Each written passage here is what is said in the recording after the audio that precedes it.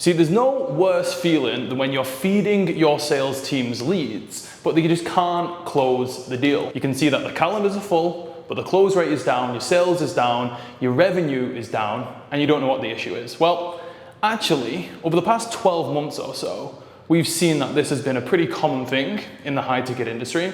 So today what we're going to do is explain why it's happening and then also give you the solution. So it starts off with what I call the trust recession. Now I say I call it the trust recession. I heard someone say it the other day, it sounded good. So I stole it, but I can't remember who said it, so sorry to you. But essentially what it means is that because the high ticket industry has become so saturated and competitive over the last couple of years, that there is an all-time low trust with the potential customers. And that's affecting the way that people got high ticket customers in the past. It's making it now less effective. So if we look at what people usually do when it comes to selling high ticket coaching and services, they may have like an ad in the newsfeed that will go to a VSL. This will go to a phone call, and then they will hopefully close a sale. Now, over the last 4 or 5 years, this has obviously been working really well. But now, like I mentioned, the conversions with this type of sales process has got much lower. And it's because something has happened in this process that wasn't happening before. And it actually starts just here, and it also happens here as well. And in fact, what most people do now is that they'll go to places like social media, they'll go to YouTube, or they'll go to Instagram, and they will start searching about you, your company, and what you sell before they decide to, number one, book in a phone call, or number two, actually decide to buy on the call. Now, if you are running this type of funnel and this is your only way of getting customers, or this is the only marketing activity you're doing, then what's gonna happen is they're gonna go social media, they're gonna search for you on YouTube and Instagram, and they're not gonna find anything. So what happens is this creates a lot of distrust in the market, because here, essentially what they're doing, they're vetting you.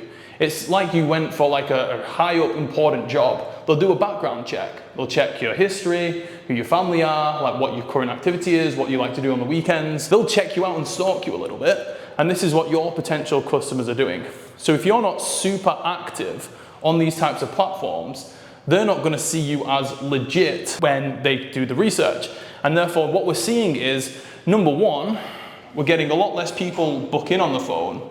But number two, because they don't have the trust with you, there's a lot more resistance when they are on the phone with your team, and that's why they're not closing. So in reality, the most profitable funnels that are working right now, they look like this. So they have the ad, and it's actually going to be the same, so they're going to be a VSL. And this VSL is going to push people to get on the phone. But what happens here is that what you want to do is set up basically a complete business ecosystem with all of this content. And instead of it being just a straight line funnel where someone goes from start to finish automatically, it's going to be what we call more of a spider web. So for example, this is what happens. Someone's going to see the ad, they're going to watch the VSL, they'll see that you're offering a phone call, but they're not going to buy. And in fact, they're going to go to all of these different places. So for example, this could be your Instagram, this could be your YouTube, this could be your email list, this could be your TikTok.